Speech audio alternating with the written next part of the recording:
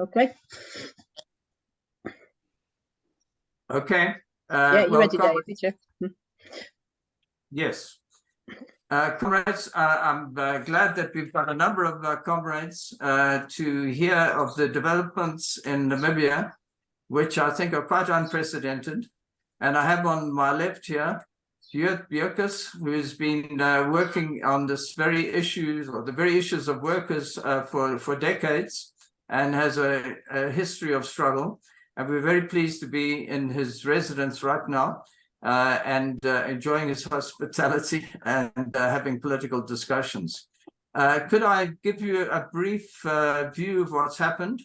And then I'm going to call on, if we can, Steve, and then I hope to see a few others. I'm just looking for the names. Some of them have been traveling the whole day, so we won't see them a bit later. So maybe I'll speak and then maybe Steve follow. And as soon as we can, then I want to move over to some of the leaders of a new organization, a workers' organization, which has just been founded here in Namibia. If I could mention, we've had some information out for a couple of weeks, not with headlines, because we want to be a little bit cautious in putting the idea forward, but we've now succeeded in getting a workers' tribunal established here in Namibia, and hearing evidence from, I've counted it now, something like 30 groups and individuals have given evidence to the tribunal. And we've heard the terrible suffering of workers, one of whom I think we'll hear from a little later, who suffered from dust disease or silicosis from working on the mines. And as soon as that was found out, he was summarily dismissed. We've heard stories of women who've been reported as pregnant immediately being fired. All of this in a country in which the ILO conventions are adopted and are said to be in practice, and the practice is actually completely the opposite. So what happened in the hall just down the road from here is that we had something close to, I think, 100 participants, not all there present at all the time because people have had other priorities at times, but really an enormous enthusiasm. At times you could hear a pin drop as workers spoke a little quietly about the terrible suffering that they've had. And at other times we've heard some real bold statements by the Rossing miners who have been now victimized and have a case in law and in other, and now we want to put forward to the ILO and so forth. For more than 3 years, they have been unemployed and suffering for standing up for trade union rights.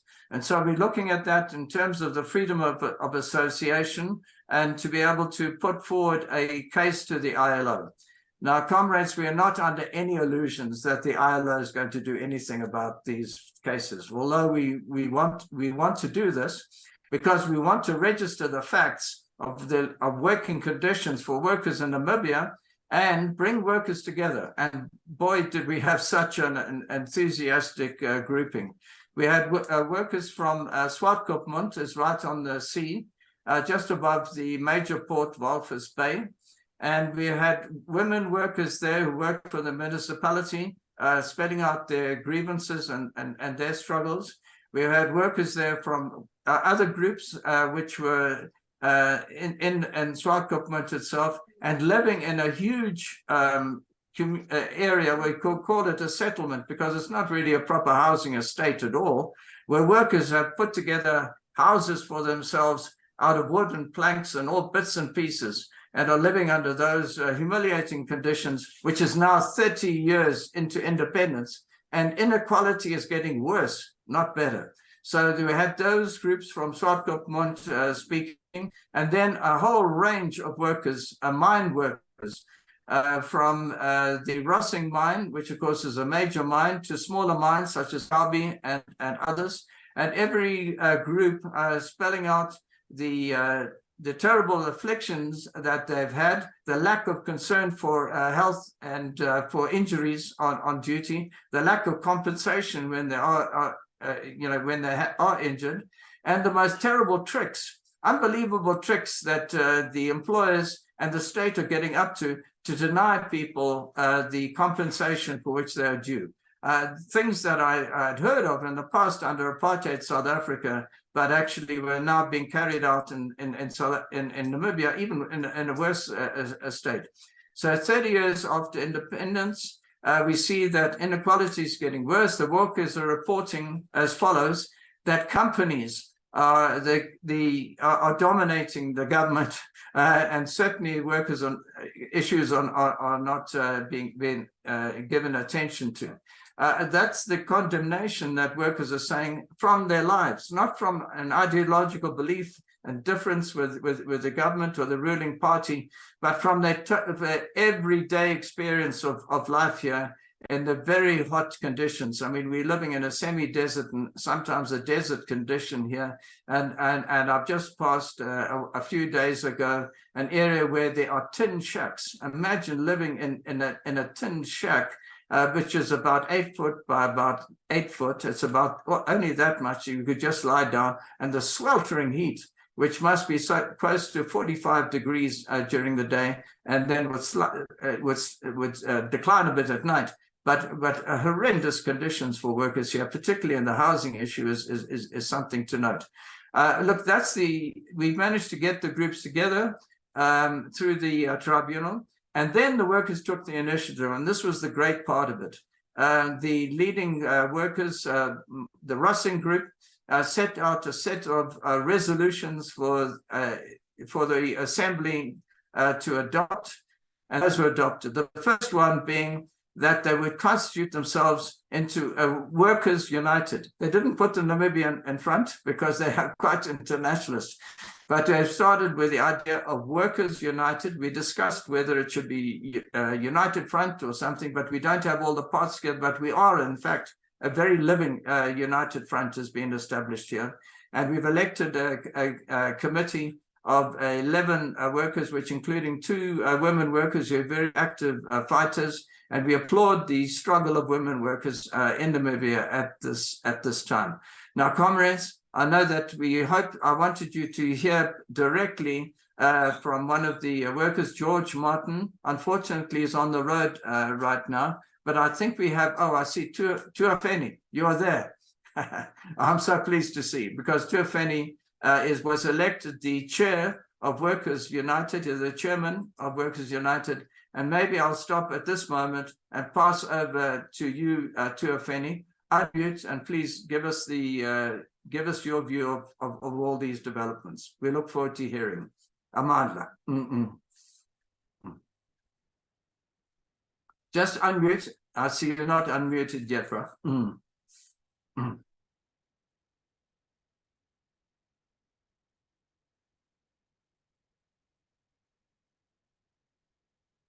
It's a bit difficult on the iPhone, I know, but press that mute button and then it'll unmute you instead of muting you. Okay, can you hear? Okay, bye, Donkey. Go for it, bro. Okay, good evening, everyone. My name is Tuafeni Pietres. I was elected as the chairperson yesterday in Windhoek of the Workers United forum that we have established yesterday at the tribunal. I'm actually originated from the coast in SWAPO. Okay, just my introduction. What else, Dave, should I shoot, man? Well, just mentioned your case. I mean, you were a victimized mine worker. You organized those workers. They too were victimized. That's part of the struggle of all the mine workers here. And maybe you could explain how we maybe he can put his camera down. Yeah, maybe he can put his camera down. No, you can't see his face properly. He has to lower the camera. Yeah. Okay.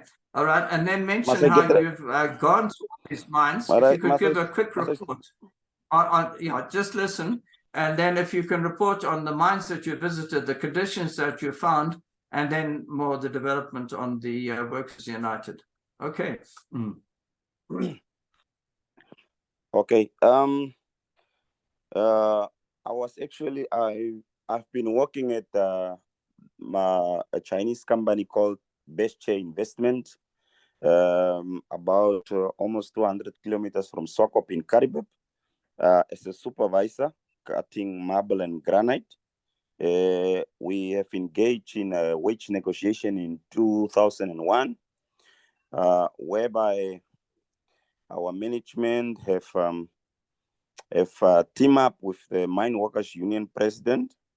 They had a meeting in Windhoek. I think the meeting was all about maybe to resolve matters, but it turned out that the union has actually sold us out. So from there on, when the general manager and some of our sub stewards that accompanied them to Windhoek at that particular meeting, and some of the regional leaders of the Mine Workers Union, we were then served with retrenchment letters on 14 August 2021. We have then also registered or filed a case at the Ministry of Labour that have been ongoing now for 2 years and 3 months now. So the process has been delayed. As we're sitting, we are unemployed, and we have been struggling. In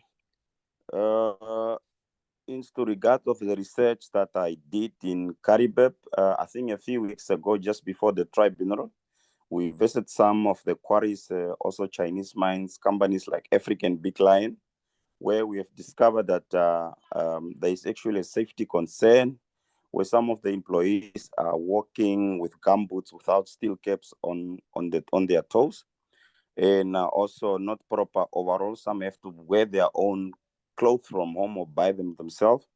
There were also problems or complaints from the employees as they were low salaries. I mean, the salaries range from actually up to 3,500 per month, maximum maybe 4,000.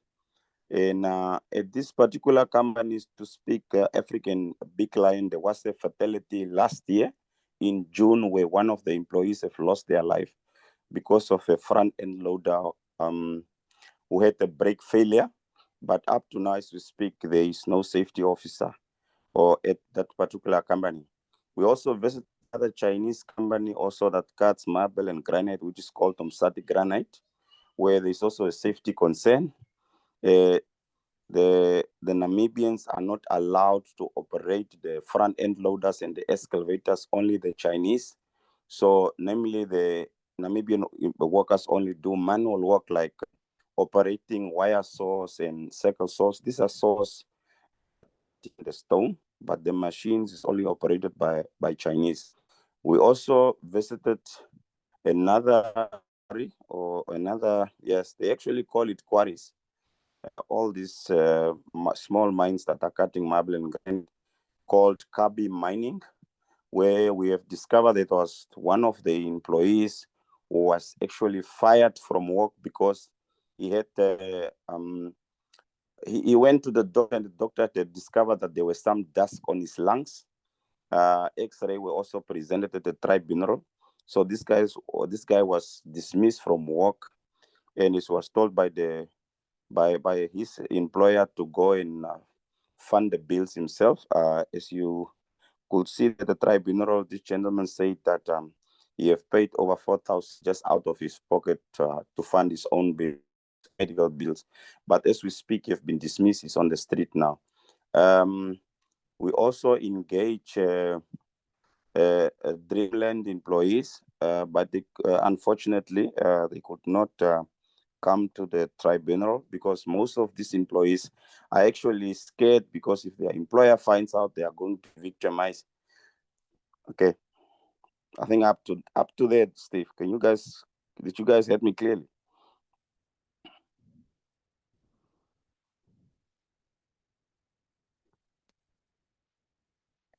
Yeah, we hear you. Yeah.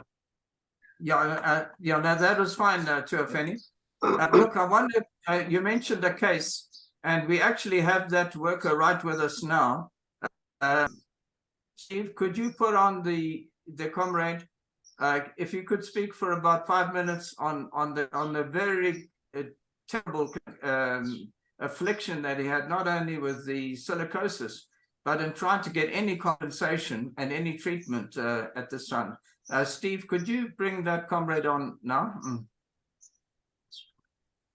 Just introduce yourself, comrade, and then go ahead. Okay. My name is Clifford Chivote. I've been an employee of Worsening Uranium under Rio Tinto for 10 years, since 2008 up to 2017. And I got diagnosed with renal failure, stage 5 renal failure in 2013, whereby I was advised to go through a medical tribunal as I was not putting in enough working hours for the company. I went through the medical tribunal, which consisted of the medical team of Worsening Uranium, the union members, corrupt union members of the Mine Workers Union of Namibia.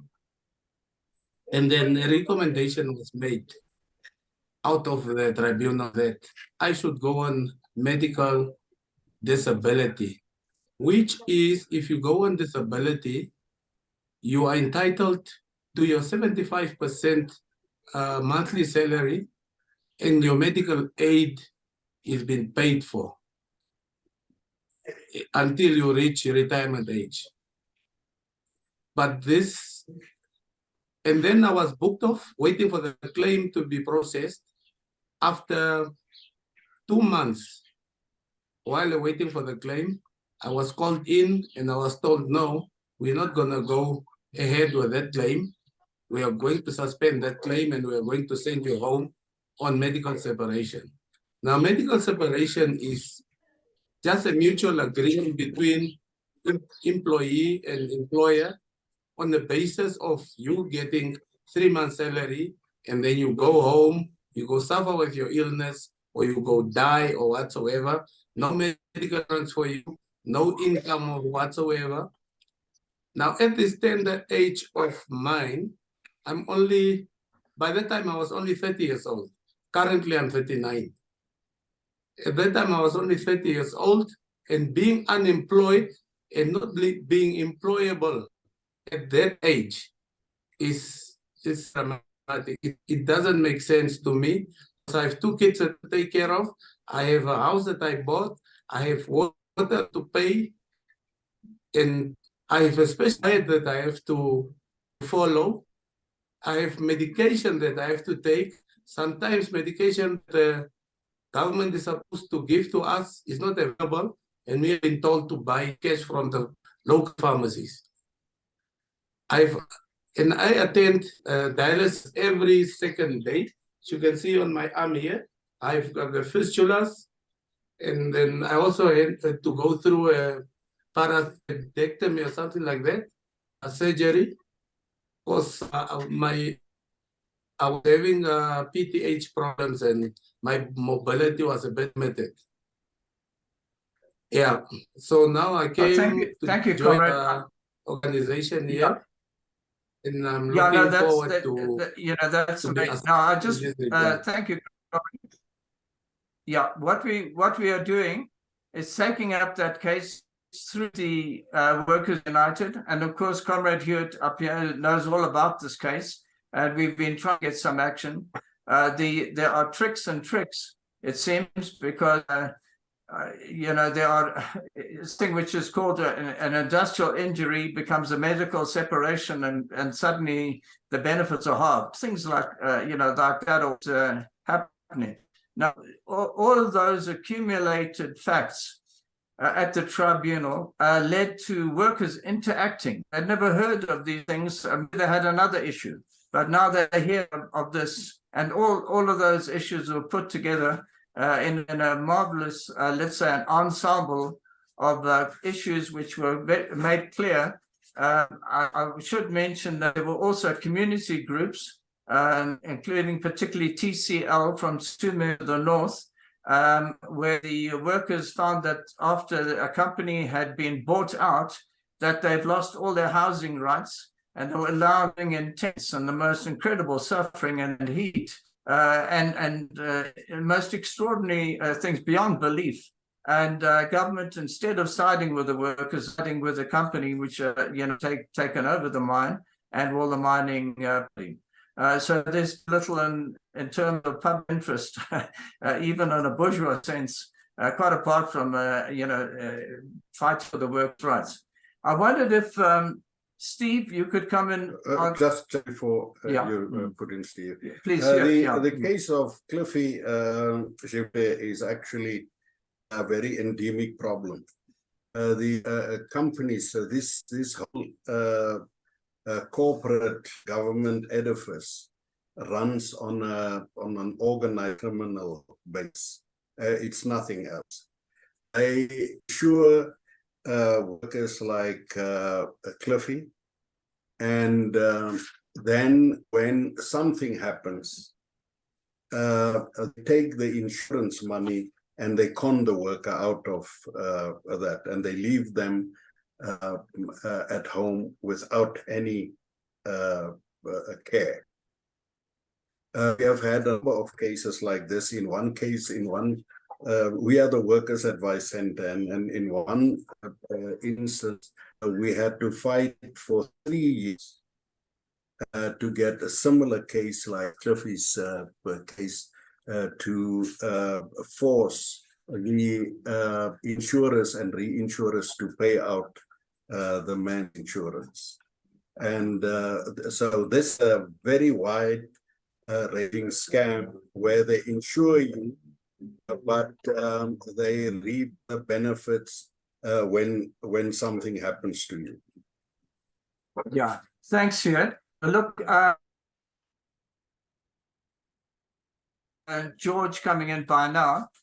Sorry, I'm okay, not muted. Okay, but he's making the long trip from Windhoek to Swakopmund and maybe having to drop people on the way.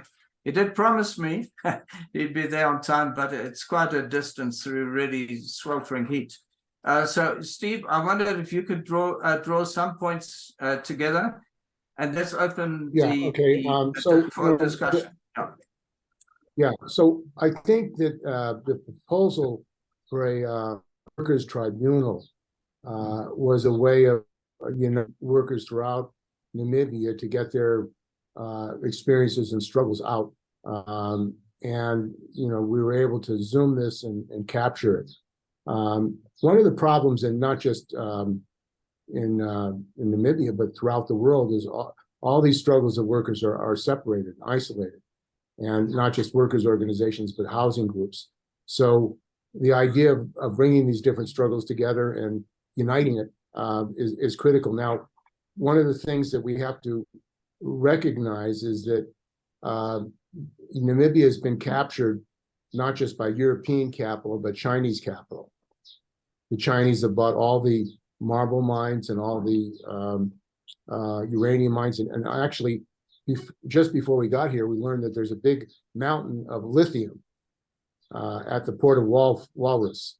Now, what is that lithium doing? Well, according to the cops who the government allowed to stop the transfer of that lithium to China, the companies that got that, mined that, had not gotten permits. So they were trying to steal the lithium without going through the proper process. Now, this has been going on for years. But what's happening is in Namibia next year, there's going to be an election, 2014, and the SWAPO government is very much concerned of the anger and growing hatred of the working class here, the people, against their conditions with all the wealth. We have to realize that Namibia is one of the wealthiest countries in Africa, has large amounts of resources, uranium, lithium, marble, and yet the poverty, the deprivation is tremendous, which is not unlike other countries. But it has a small population, very small, a few million. So I think that this tribunal was a way of bringing workers together, and this is the first time in the history of Namibia that there's been a national workers' tribunal. And I think it's an example of what can happen in other countries as well. It doesn't have to be a country like Namibia. It could be Greece, many other countries, using also the Zoom to get their stories out nationally and internationally. So one of the people who attended the session was Michael what's his name, from the ITF. There was a guy from the fishery. O'Brien. Michael O'Brien was there, and it's a way of reaching out. So one of the things that we're going to do is we're going to call for miners to have an investigation to come to Namibia and make a report about the attack on the miners, their conditions, and also the looting of the country, and as well as an investigation of fisheries. There was a fish rot. I don't know if comrades have seen that. It's a great video by Al Jazeera about how the Minister of Justice and Minister of Fisheries were bribed. So they gave the licenses to the Icelandic fishing company. And so 4,000 fishermen lost their job. But this corruption, which is going here on in Namibia, is not unique. It happens in the United States. It happens in many other countries of the world, capitalism, privatization, and corruption. So this coming together of these workers allowed for them to talk to each other about their attacks. And also, they have established this organization. It's all workers, and they look at the leadership, and they discuss the issues which David has copied down, and they're going to develop an executive, and they're going to begin in a national campaign. They want to include, now while this Mwetse Bay, who's the leader of the the president of the General Industrial Workers of South Africa, also was going to attend, but it was caught up in this emergency situation for the Palestinians. So there was a demonstration in Johannesburg this past Saturday of thousands of people. He was involved in organizing, so he couldn't make a statement, which we recorded and provided to the participants of the conference. And one of the things he talked about was that in South Africa, at the same time this struggle was happening, miners at a mine have occupied it underground because they're not being allowed to get out of their union, new National Miners Union, NMU, and join another union, independent union. So this connection between the miners in South Africa, the miners in Namibia, where they're fighting for unions that will really represent them, is actually an important lesson, because the trade union bureaucracy, not all, but most of the trade unions are part of SWAPO. They're actually part of the government, and they are not at all interested in taking on the government. However, the government stopped this lithium mountain from being transported, and actually offers an opportunity to say to Namibian workers, where is the money? Because the money is going out in the lithium and mass resources, and it's not going to the workers and the people in Namibia. So I think that they're going to be taking this up, and they have a plan of action, and they need education. They passed a resolution for education internationally. They need to learn about unions in other countries. So if comrades here are from other unions, maybe they can invite them to speak, talk about what's going on in Namibia, and give support, education and financial support to their struggle. And I think that would be very important. Yeah, thanks so much, Steve. Excuse some interventions from afar from dogs around here. But look, I think we will be able to come back again on science, but I'm very keen to open up discussion internationally and to hear a reaction from comrade.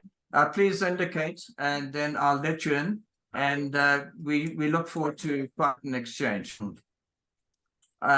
Could you show by hand or by other means?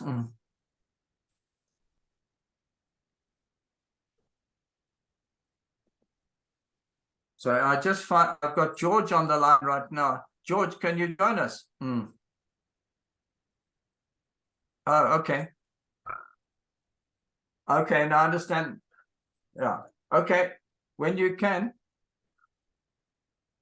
Yeah. Okay, that's fantastic. Thank you, George. Yeah. Sure.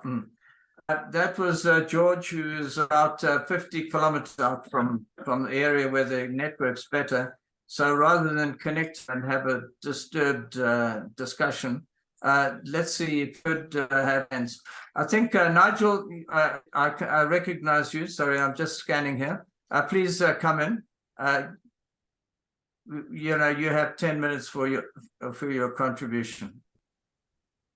I'm not sure if I can, I'll need 10 minutes, but thanks for bringing me in, David. I mean, I'm from England in the United Kingdom, So my union is Unite the Community, it's called. But I'm retired. But we've been in touch with the National Union of Mine Workers, and but the National Union of Mine Workers now is a defunct union. Really, it's no longer a functioning union because we don't have any coal mines left in the United Kingdom at all. And then the London Miners Network, been in touch with them, and Steve's aware of that. And what they've asked for is more information, really, names of companies, examples of things that are happening.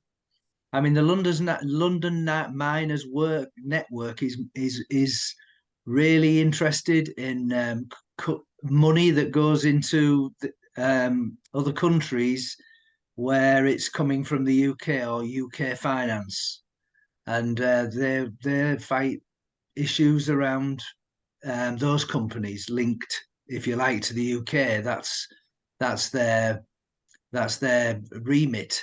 But they're interested in the struggle, and they are interested in finding out more about what's happening. I've also spoken to other people, my trade union branch, my other people I know in the movement who are interested to know more, basically.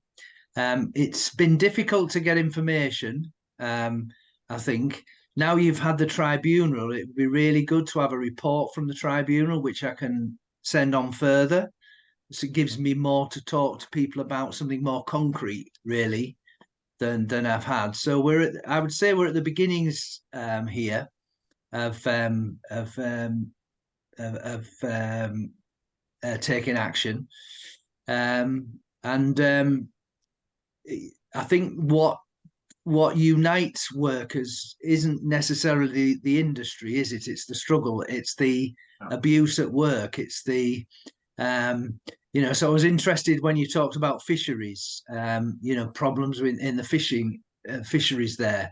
I think it's wider than just mining. So I personally think I want to extend that out across the unions and through the Trades Union Council, which is really where I'm more spend most of my time, working with the Trades Union Council, and getting support there, because I think although they're rather a symbolic institution in a real sense, they do have links across the unions. So that's a way of communicating with engineers, GMB, the engineering union, Unite, which I mentioned earlier, and other unions that are involved in the industrial kind of situation.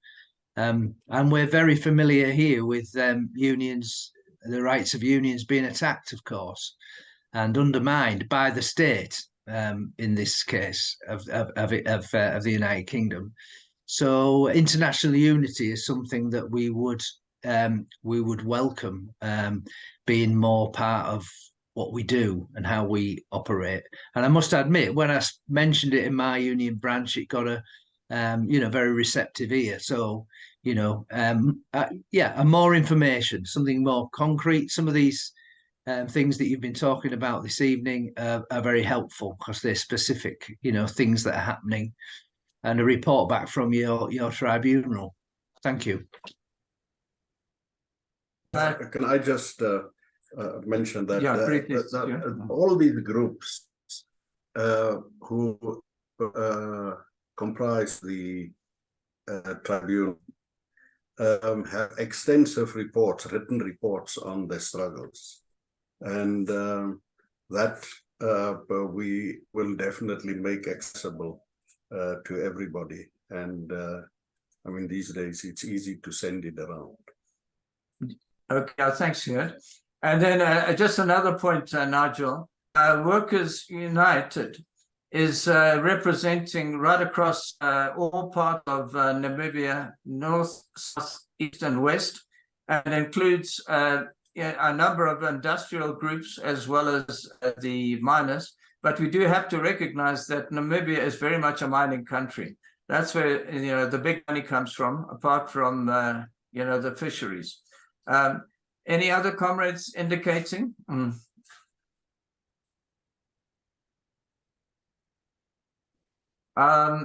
Just please, as you, oh, sorry, I see Andros. Yeah, please. Yeah. Hello, comrades. I am Andros from Greece. And essentially, I want to raise some questions to the comrades. But I must say that this campaign is very important. And we must bring it out as much as we can to the countries where we live. But I find that the creation of the Workers United particularly inspiring. It sounds to me like a very important development, and I would be interested to hear a bit more how many workers are involved there, and if there is some kind of a public statement about the vision, the demands, the tasks raised by Workers United. Some of the minor questions I have are like, when you say miners, do you mean coal miners, or do you mean miners in all different kinds of mines, extracting metals, etc.? Yeah. And the second thing I want to raise is how can we have more material on this so as to develop campaigns in our countries about the rights and about the problems of Namibian miners and Namibian workers. So we would, I mean, this discussion is very important. We can make summaries of it for our websites and our newspapers. But if we can have, let's say, more formal articles or interviews given to our publications by comrades, workers in the mines, particularly by comrade, the comrade who is the president of the Workers United, who spoke before, Tuhafeni, I think is the name. That would be very useful, and we could use it to make something like a short statement and ask unions and unionists to sign it in support of the Namibian workers and for the tribunal. This will put pressure on them and on the ILO, etc., and hopefully we'll be able to get good results out of it. That's me, comrades. Thanks very much, Andros. I had shot you an email on some broader issues which are being debated right now. But as soon as we have them approved, because we don't want to just put out information which is not, so we say approved exactly by Workers United, that will be out. But thanks for your commitment to solidarity. That's marvelous. And I'm sure that Steve Seltzer is only too happy to provide opportunities for further interviews and the like. Other comments to come in?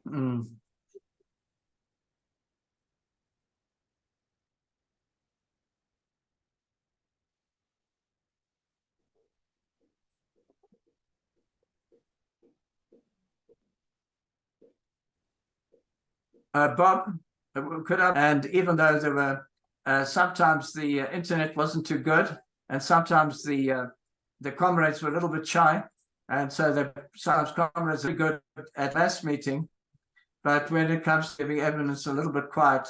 But you were with us for hours and hours. So I don't know if you'd like to just pass some feelings about what you heard. Was that me, Steve? David? Did you mean me? Sorry, I missed. Hi. Yeah, exactly. You're the one who was on for hours, so we appreciate your diligence. Thanks ever so much. I was enormously heartened by the events over the weekend, Friday and Saturday. I think it's an enormous step forward. I will certainly do everything I can here in Britain to make available all the material that we can and get it up online. And I was very impressed by what Nigel said. I think it mirrors what I'm trying to do. I'm secretary of a trades council. Of course, when you're fighting for a trades council, you're fighting also for the proper arrangements and relationship with the working class. So my first port of call will be to my union branch on at the end of the month to get them to support this proposed campaign of support, have a campaign of support and solidarity with what the Namibian workers are doing. And then I will take that to the Trades Council, which I'm the secretary of, and we can get it also, if we get it through there, we can get it to the Greater London Association of Trades Councils.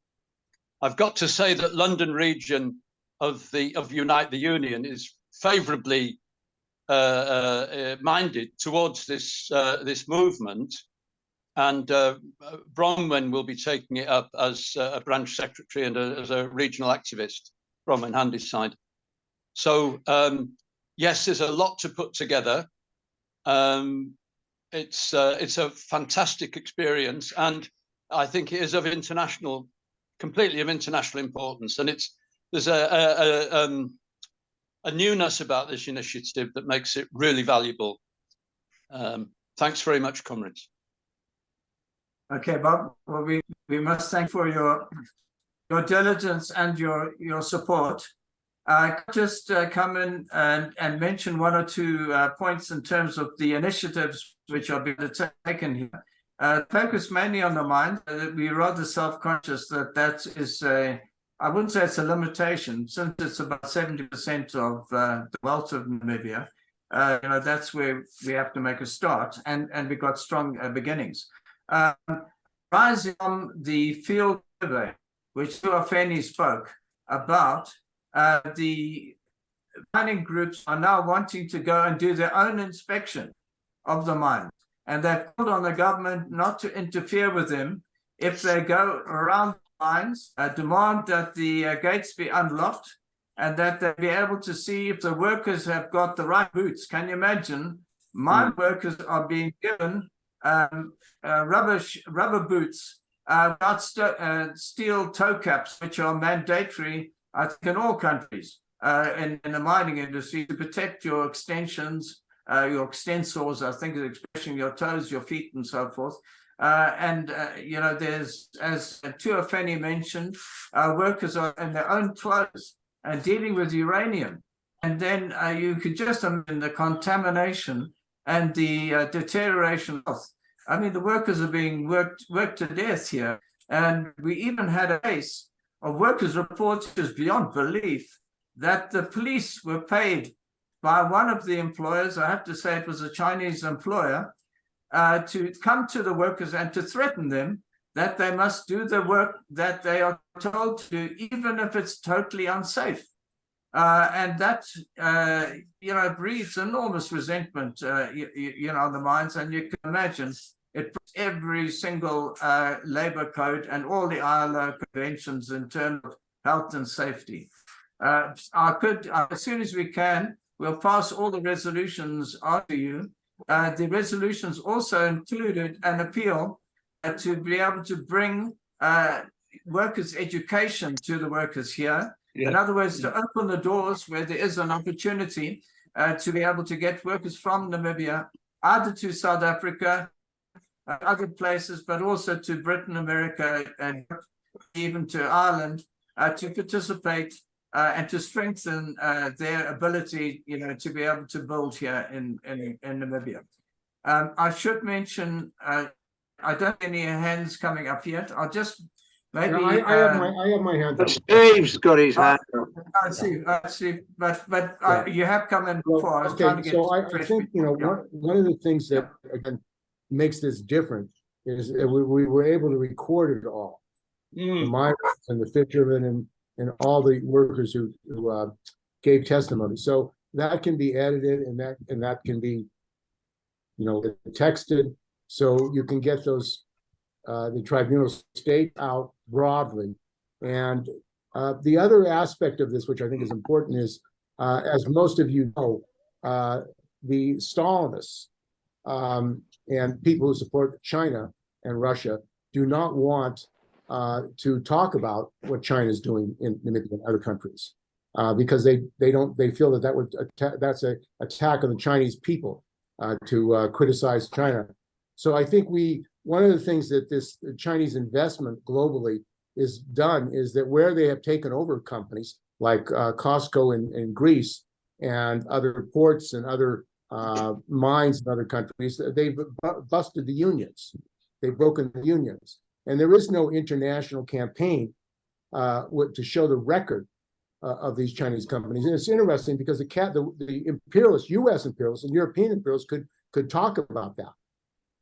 They know about that, but they're not publicizing it. So I think one of the tasks that we have is to link up workers internationally who are also fighting Chinese capital, as well as obviously American and European capital. And this struggle here in Namibia, basically the company has been recolonized, and China is playing a large part in the destruction of Namibia, the looting of Namibia. So I think in other countries like Greece, as I said, and others, the Chinese companies have done the same thing and organized efforts to suppress and destroy trade unionism and the corruption of the government in that process. So I think that's something else that we need to work on internationally as well. Thanks, Steve. Just one point, of course, as we all know, I mean, capital is international. Our difficulty is establishing really the firmest working class solidarity in opposition to that.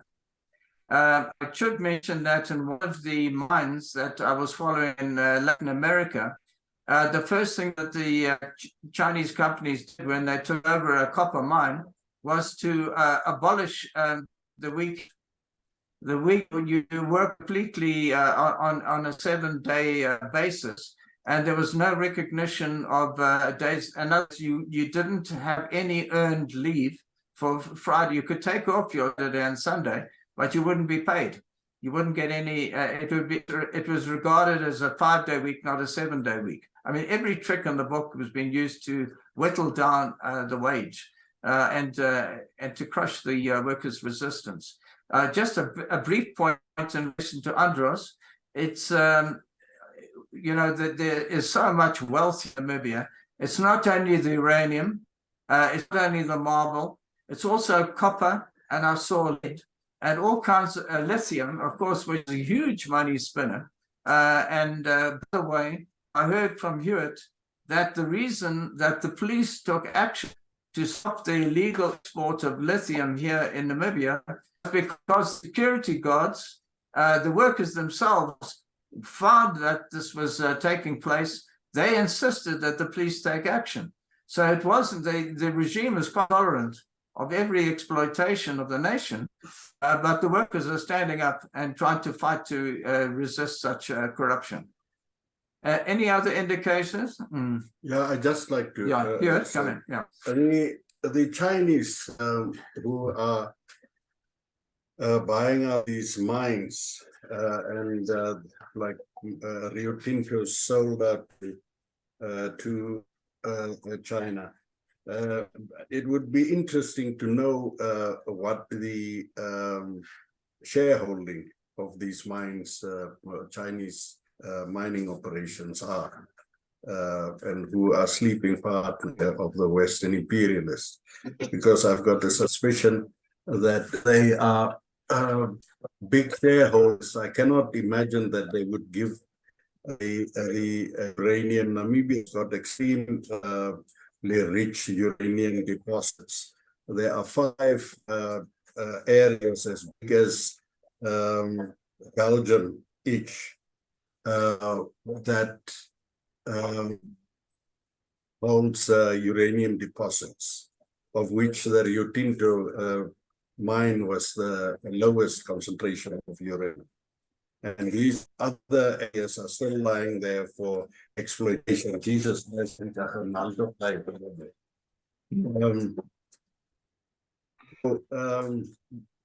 where was I?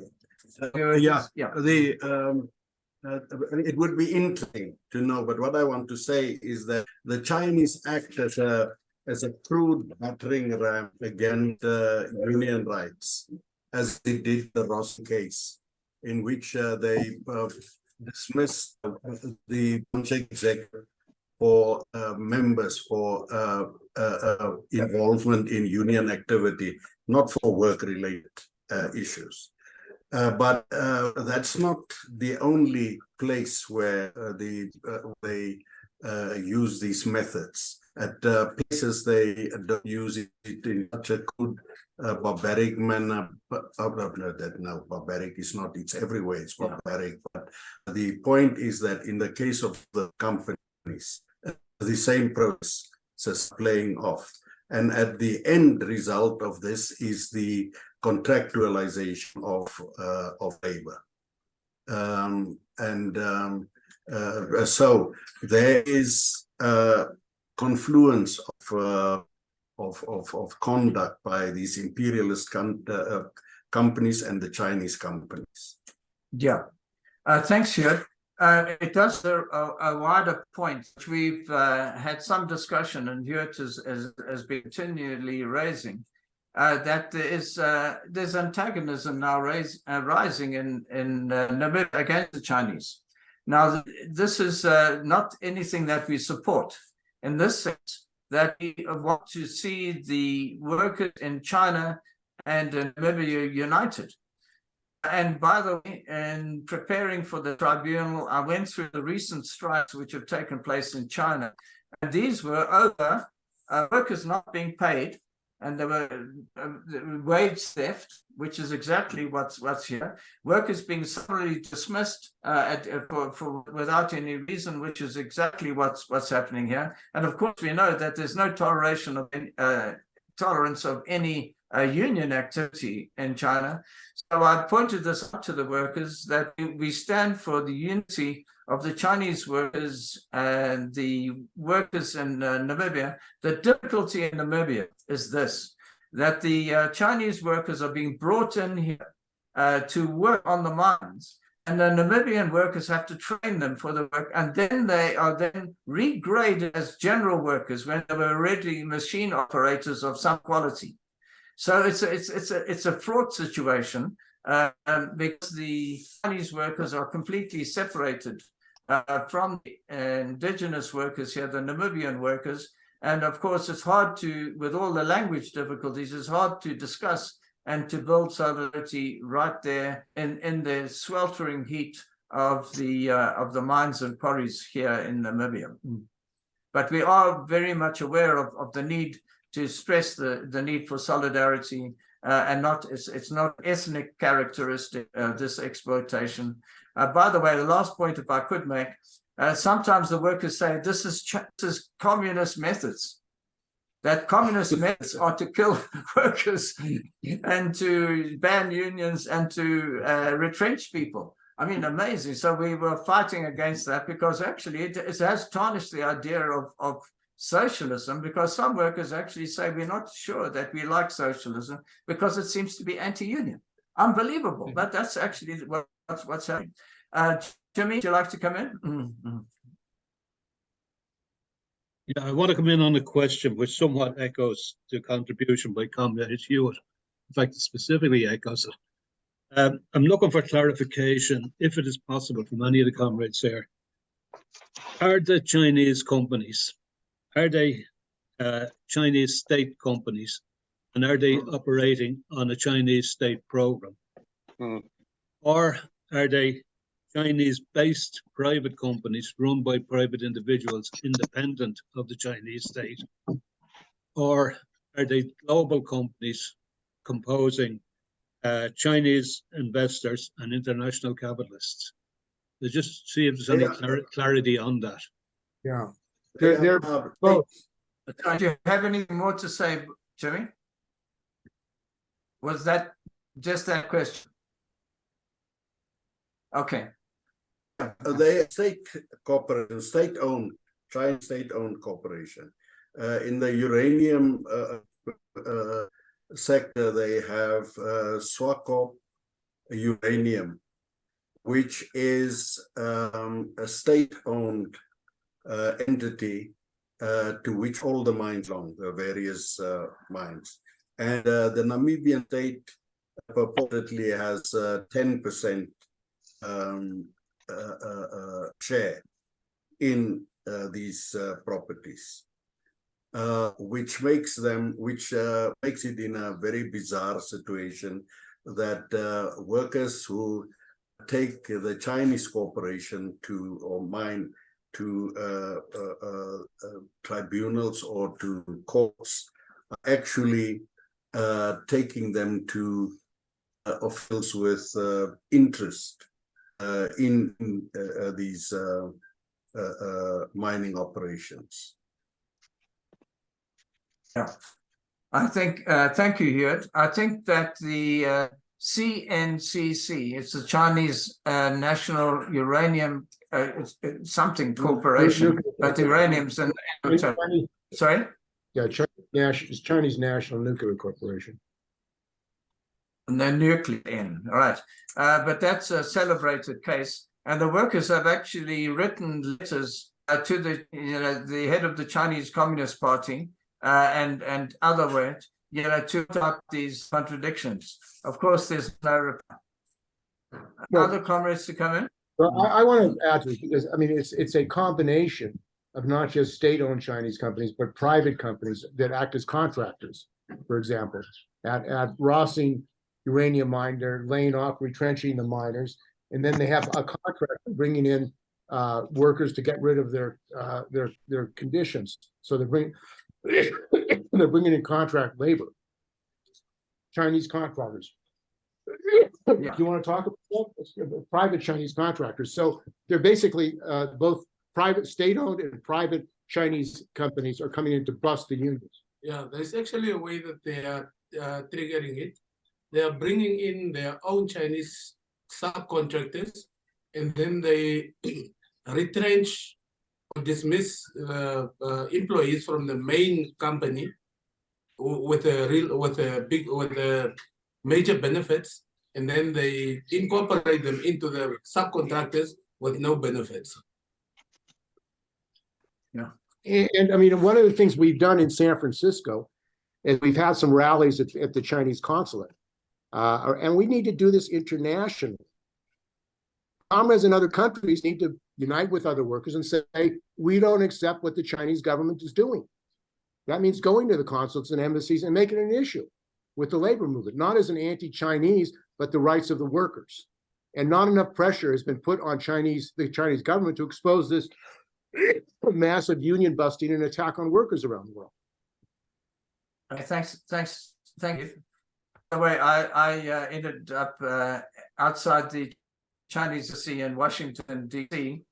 A few weeks ago, and they came, some of the staff came out and tried to tear up the banner. They weren't particularly interested in receiving news about what was happening in Namibia. So please, comrades, that was well known now internationally. So even if it's one person going down, in our case it was two people, please, if we can get action, it does strengthen the conviction of workers here in Namibia that things can change. Any further indication? If you get a letter from your union or its council, send it to the Chinese consulate and embassy. Ask them for a response. Put them on the spot and say, what's going on at Ross? What's your explanation of what's happening? So, I mean, we have to go on the offensive politically and challenge them to explain themselves about what's happening there, because this is a state-owned company. This is a government state-owned company that's involved in destroying the unions in Namibia. Right. And internationally, it's known that China has a massive stock of lithium, and it's bargaining with the West in different ways. That lithium is not Chinese; it's Namibian, and elsewhere. That's where it comes from. And it's been brought out on the basis of really ultra cheap labor in the former colonial world. Comrades to come in. Yeah, just another thing. Together with this yen busting and the compradors they have, the attack leads to attacks just about on every aspect of the social economy and the social existence of the Namibian nations. It's an attack on education. It's an attack on medical services, etc., etc., etc., and the lowering of standards at all levels. No, that's right. Okay, comrades, any further points, comments? I hope that we are connecting, even if he's a little bit tired from driving, 400 and more kilometers to a raging sun. Please indicate if there are other comrades who can come in. Maybe we could debate this question about the technique of a Labour Tribunal. It seems an openly reformist idea that we would seek to get evidence of compliance with the ILO, because we know the ILO is made up of a tripartite arrangement of governments on one side, unions meant to be on the other side, and the employers. Well, of course, you can see that the employers and the state are one, and in countries like Namibia, the unions are attached too.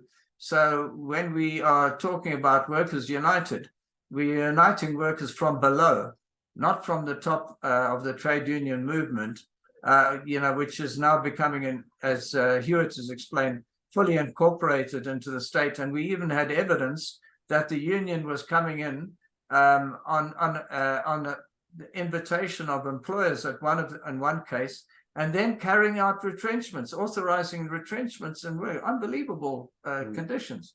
And that was put forward by one of the comrades at the tribunal. Any further indications? Tuafeni, do you want to come in again, bro?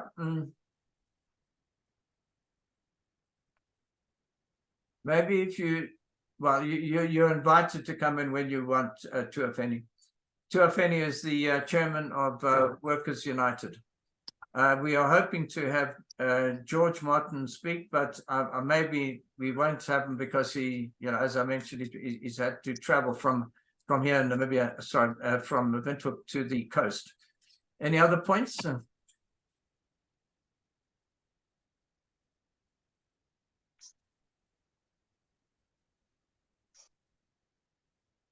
Ian, you look as though you're wanting to come in. Are you invited?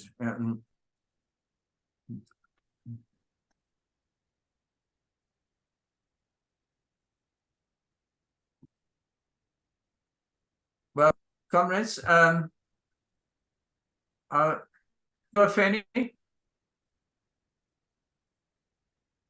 Tuafeni is with family at the moment, but I hope to be able to come in again. But Tuafeni has been elected the chairperson of Workers United. He didn't say much about his own case, but he has been a leader of. Although he was a supervisor, he fought for the workers. The employers demanded that he resign from the union if he wanted to retain his job as a supervisor. He refused to stand down from the union, but he demanded his right to be a supervisor and a union leader in the mine. And the response was that he was given notice, and the other workers who were in the union were then retrenched.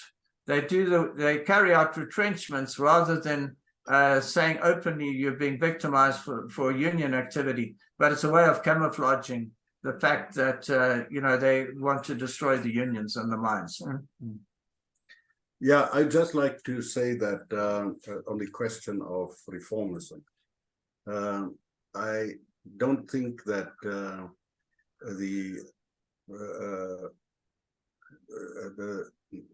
an action like the United Committee should be seen as a reformist effort.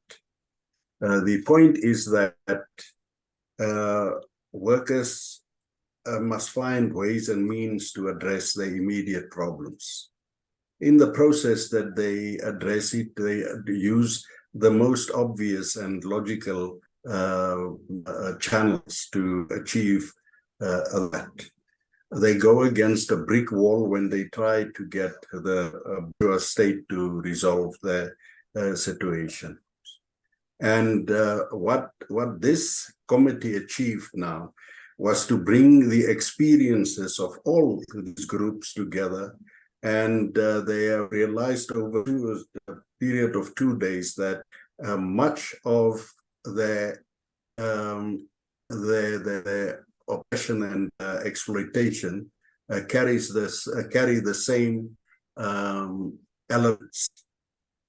The use of state organs to attack the rights of workers and so on. Now, when you come against a brick wall, then you must find ways to batter it down. And but you cannot come at the beginning to a realization that you have to go to revolution. The French Revolution is a graphic example of that.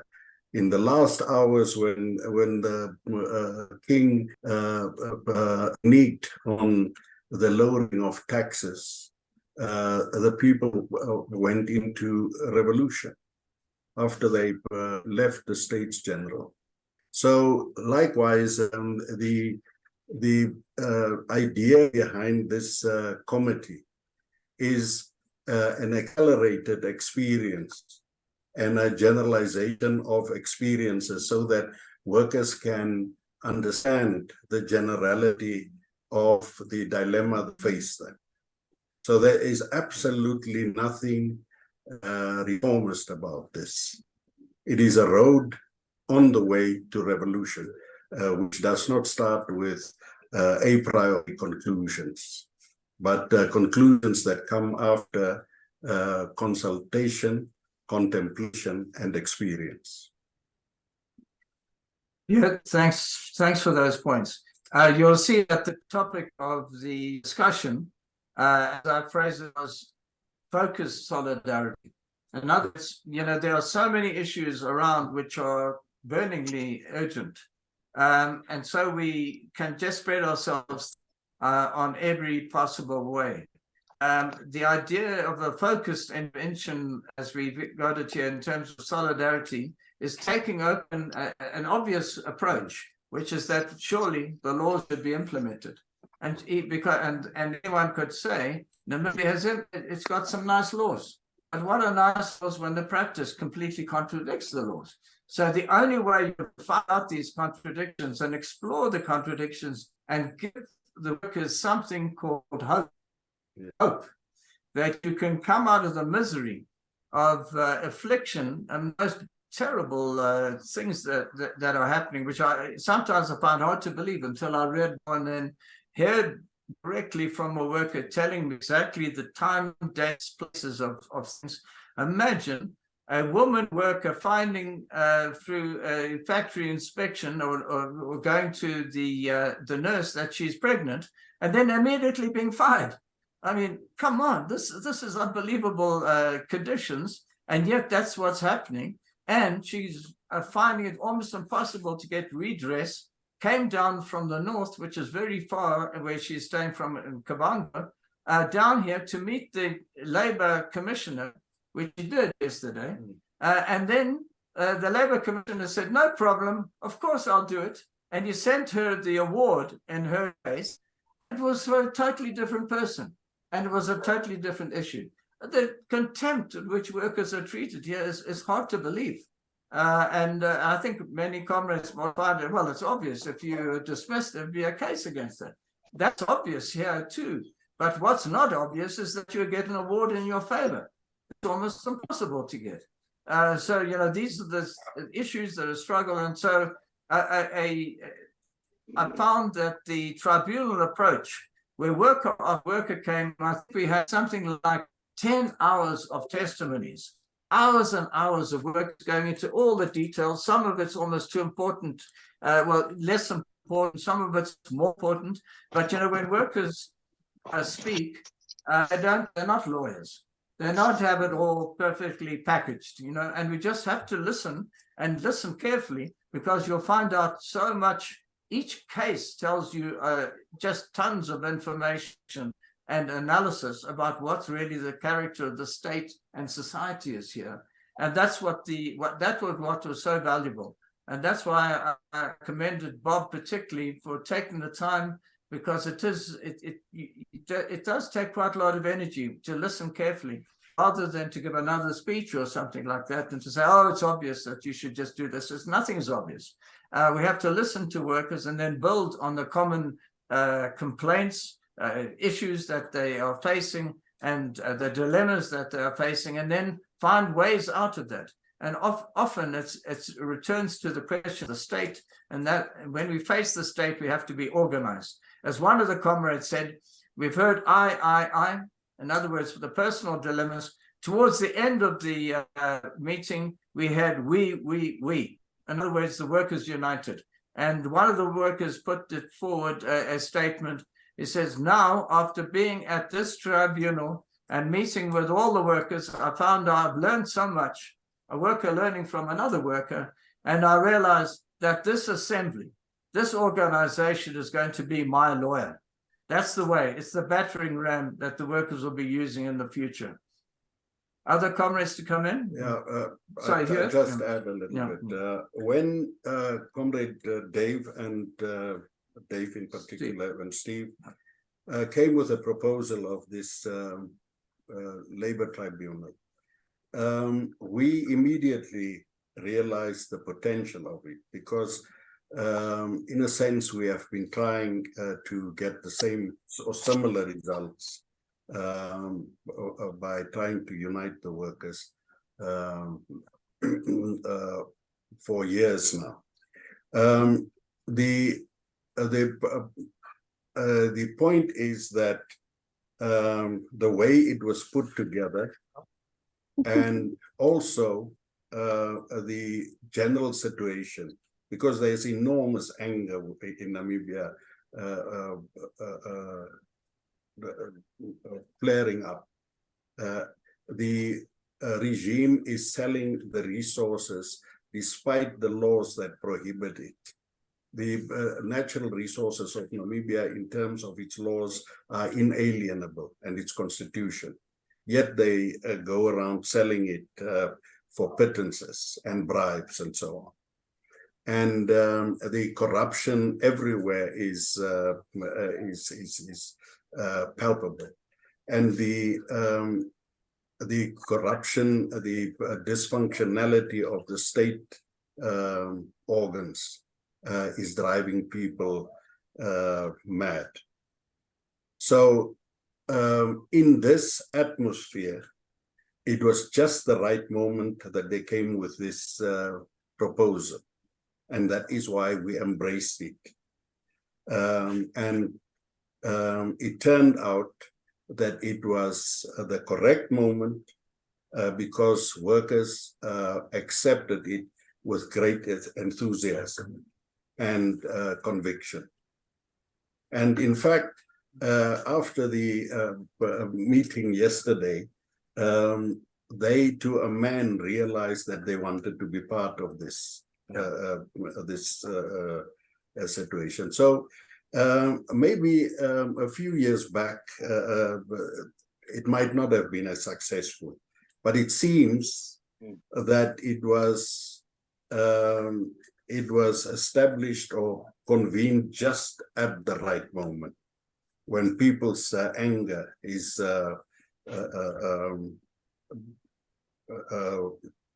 rising. Yeah, rising, actually overflowing. And they understood the immense potential of such a united committee of the working class. Now, this is perhaps the first experience of its kind in Africa. Part of the reason for this is that the unions that came into being during the earliest struggles of the working class 3 decades. The leadership has developed a type of nationalist sentiments around their unions. They did not want to mix or use combined actions as a matter of organized principle, but as only incidental. And the other reason was also because it was linked to the bureaucratization of unions. Now, obviously, such a united committee of the workers has the potential of blowing that kind of sectarianism asunder. And this might be an enormous lesson to the rest of Africa and further afield, because it is a very obvious thing that workers must organize collectively to confront their collective problems. Right. Thanks, Hugh. Tuafeni, you have a chance to come back if you wish.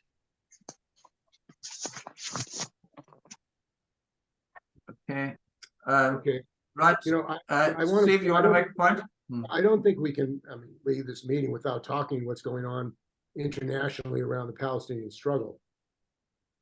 Because one of the things that Mwele Sabay said is that he supports an international labor strike against the attack on the Palestinians, the genocide that's going on.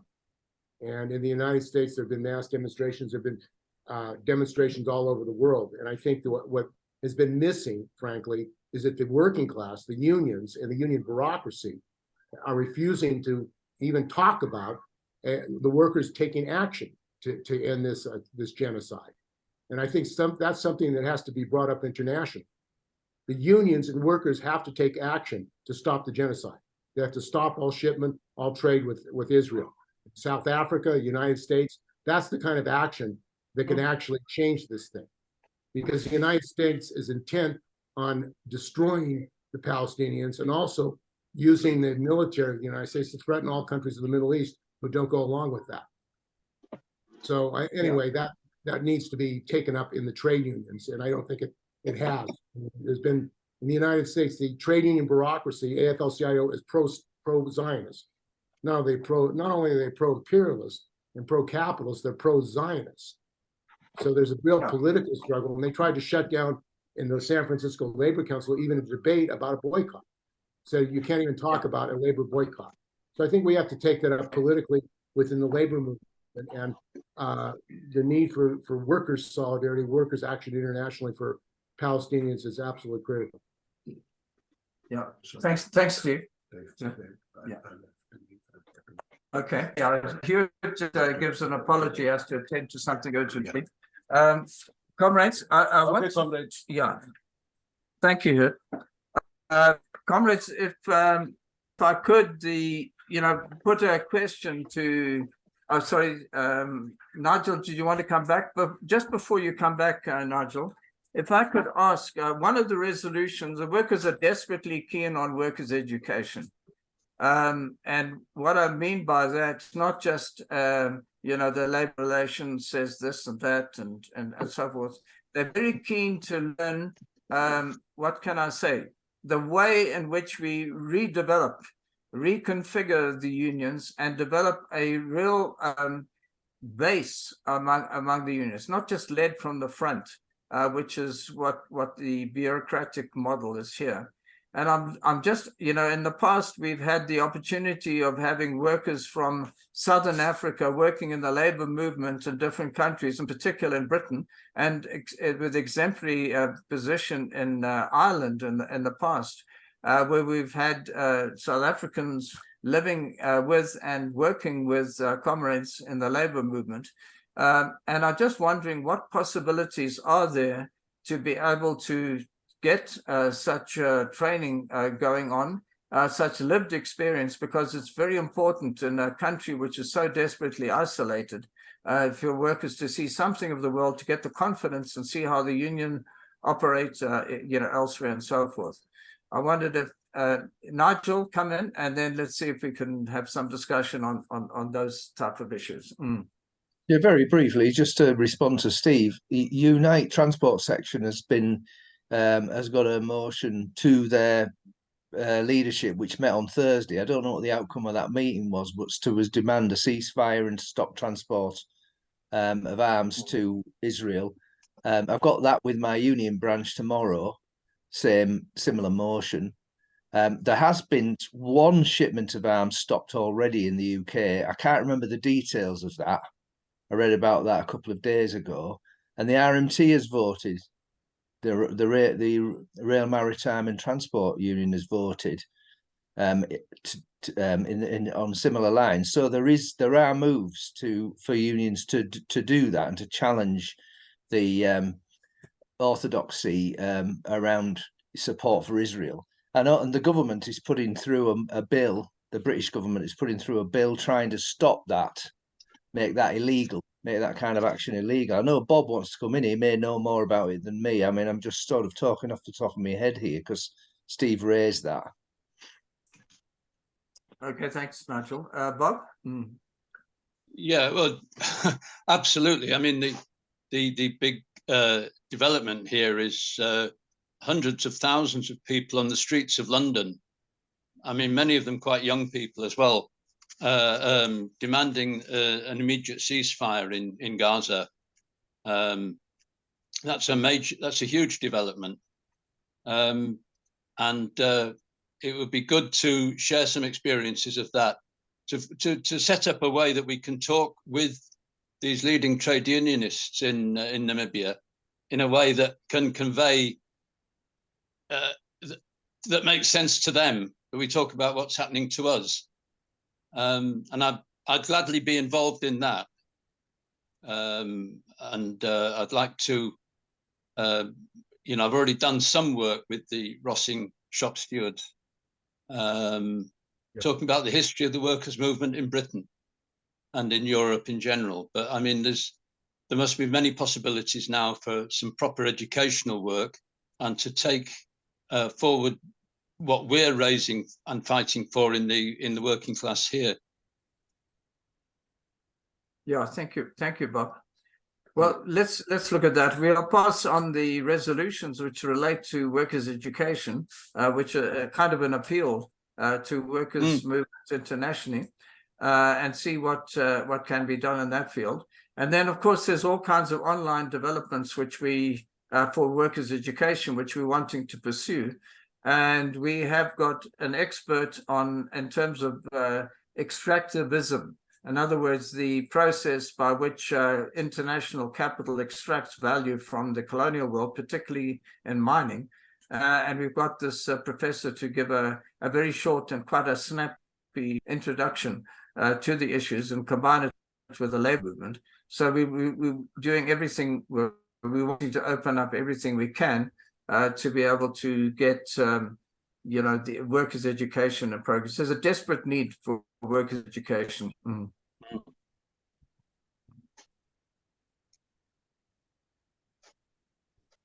Okay, comrades.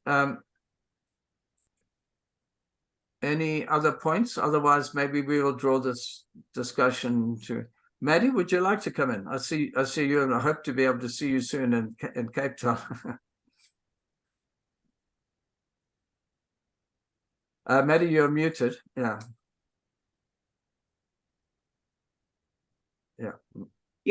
I'm sorry, I missed the first part of this.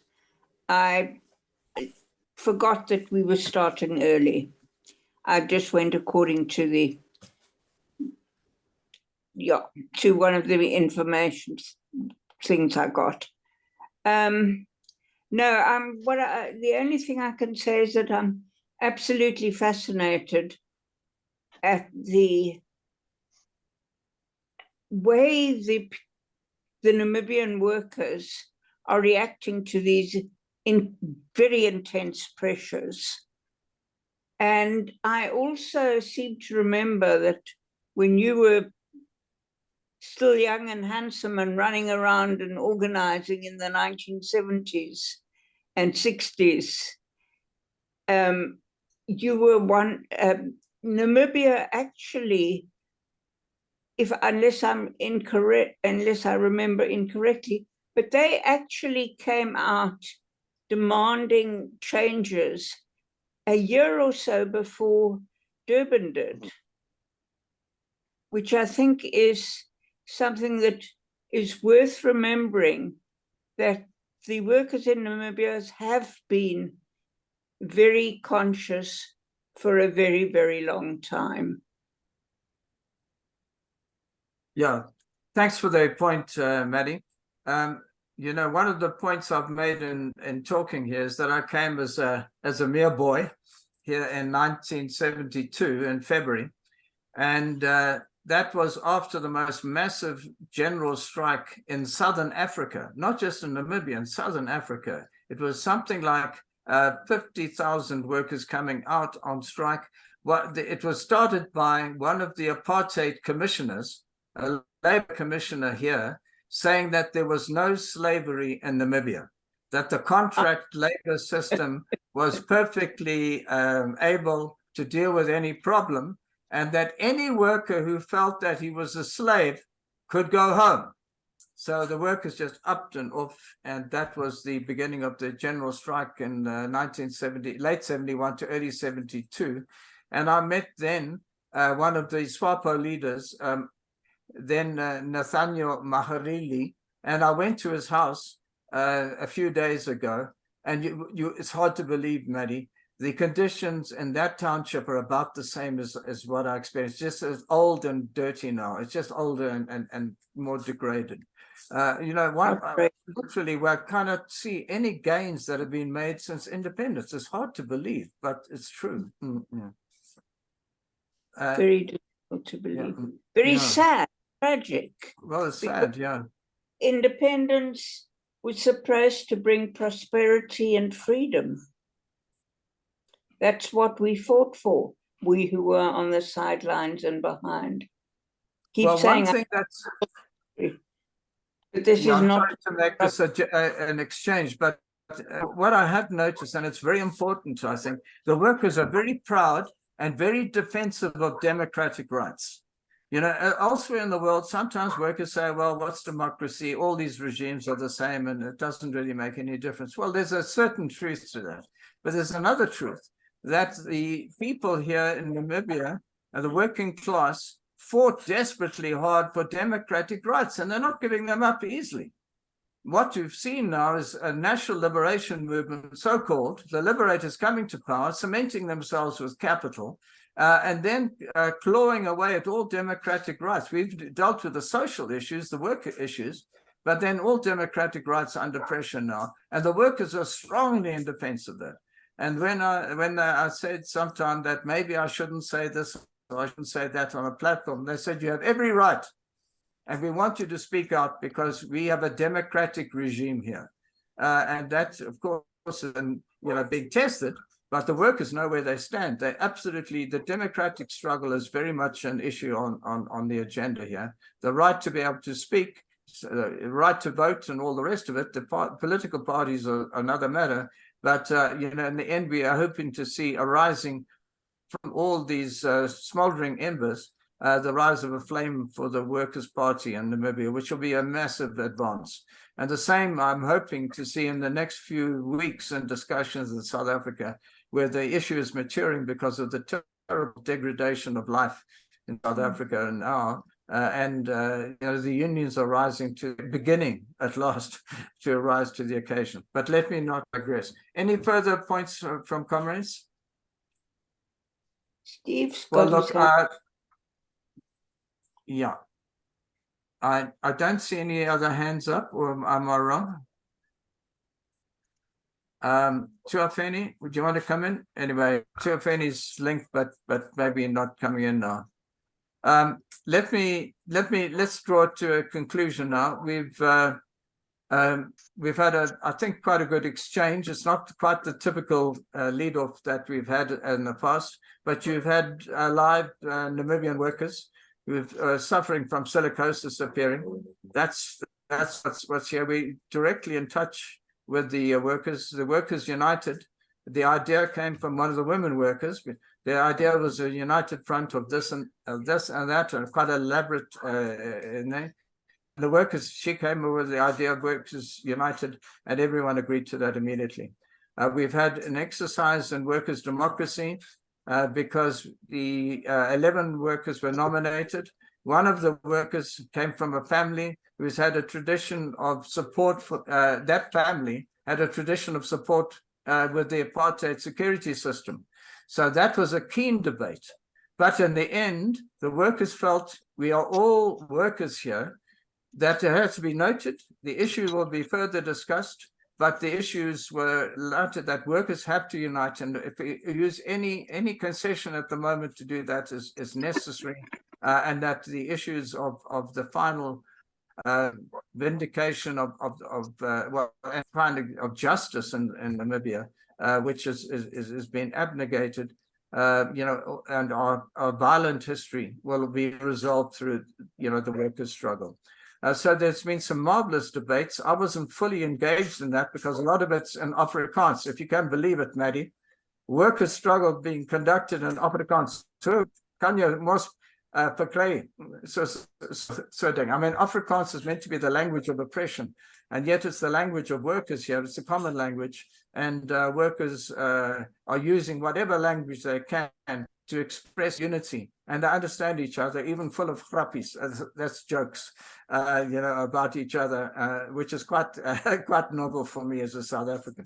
So if there's no other further discussion, maybe comrades see the notices that we put up on, on the WIN debate. All the resolutions will be up there. We're just getting a final approval and editing of those. The minutes of the meeting are now being sorted out. And Andros, I'd appeal to you to come back on some of the points that I've sent to you on the preamble of the Constitution for Workers United. We're all involved in this, comrades. Let's make the contribution as we can. Finn, thank you so much for the motion of support that was read out, at the tribunal. Every message of support has been put forward. It's much appreciated. The workers feel very warmly towards you. They called you the internationalists, right? So we they look forward to meeting you all in person at some time. Thank you, comrades. Pam, do we have an announcement about the next week's meeting? I was just about to say that. Yeah, do you want me to be Roger? Got any comrade that doesn't know, Roger's gone touring India for a few weeks, so his appearance will be intermittent probably. So I'm sending out the notices in the meantime. So next week we're having a discussion about anti-fascist work led by the Greek comrades. So but round about Wednesday I'll send out the email with full details. So I hope we see you all the same time next week. Yep. Okay. Thank you, comrades. The recording's going online almost straight away if you want to watch it again in the week. So it will be there. All right. See you next week. Thank you. Bye-bye. Thank you.